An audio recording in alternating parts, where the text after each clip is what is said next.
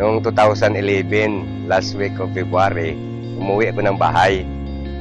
Pating ko sa bahay, parang pagubad ko ng sapatos ko, parang may tinik yung paa ko. Sabi ko sa misis ko pag umaga, tingnan mo nga kung may tinik. Sabi niya sa akin, sabi niya, wala naman, pero parang may puti na kasing laki ng munggo.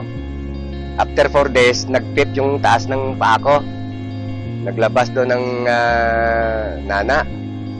Doon na nag-umpisa na unti-unti na nabubulok yung aking talampakan.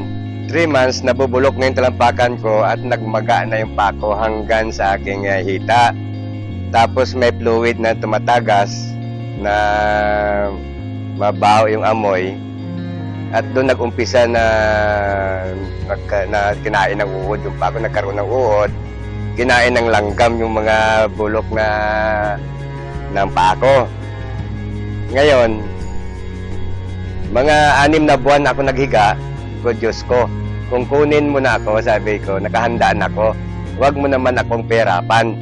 Dahil yung mga malalakas na pinreliver na tick ko, almost 30 minutes lang, yan na naman, 24 hours na nagkikirot yung paa ko. Ngayon, pag umaga, sabi ko, tanggalin mo lahat ng iniinom ko na mga gamot. At nakahandaan ako. Mga first week ng July, pumunta sa akin yung aking member na distributor ng M-Global, which is Manoxol. Nagpapirma ng papeles. Dahil pati mata ko nung kaikling panahon, nag-blackout na rin. Hindi na ako kita. Ngayon sabi niya sa akin, Pres, bakit hindi ka mag-try ng produkto na M-Global? Sabi niya yung C24/7. Sabi ko sa kanya, ano ba yan? Sabi niya, food supplement. Pag umaga, sabi ng misis ko, niya alis muna ako. Pagbalik niya, may dala siyang isang karton na 24/7. So sabi ko, ano ba klase mag-inom nito? Sabi niya, isang kapsula, araw-araw sa loob ng, parang 3 araw at ayon kung hindi ako magkamali. Sabi niya, 2 sa loob, sabi niya, ng 4 na araw. 4, sabi niya, sa loob ng 4 na araw at magbalik ka sa isa-isa. Nung maubos na yung isang box ko, nakapangutang ata si Mrs. ng isang box pa ulit. Tapos si Mrs. Maxwell naman bumalik sa bahay at sinabihan niya ko, Chris, litratuhan kita. Eko, bakit? Sabi niya, ilalapit kita sa niya kay Ma'am Sheila Sanoan, baka matulungan ka. So hindi ko na in-speak na tulungan ako dahil di ko naman kilala. Ikalawa, hindi naman ko membro ng M-Global.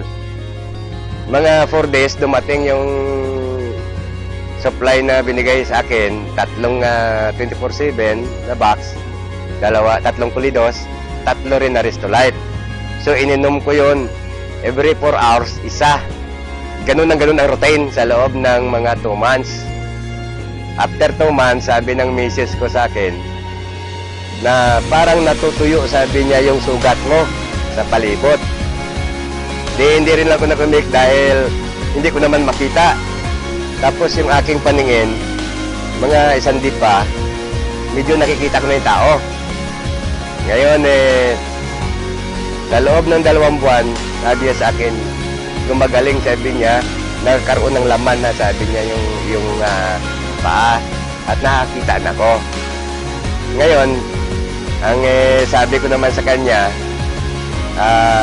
dahilan sa ipit din kami at mabuti naman si Ma'am Sheila, sige suporta sa akin ng C24/7 na yan bago yung product ng Global hanggang sa naghilom yung mga sugat ko, natanggal yung mga maga, nawala yung masamang amoy at nakakabangon ako, nakakaupo na ako. Kasi yung sabi ko, yung unang tayo ko na nakalakad na ko, una kong pumunta doon sa opisina ni Ma'am Sheila Sanoan para mag-testimony ng, para maipakita sa kanya na ito ang product ng tulong mo sa akin. Ako'y gumaling na. Pasalamat ako sa produkto na M-Global dahil number 1 factor yun na ako'y nagaling. Ikalawa, doon sa kay Mrs. Manoxol, siya nag-introduce sa akin ng product na yan.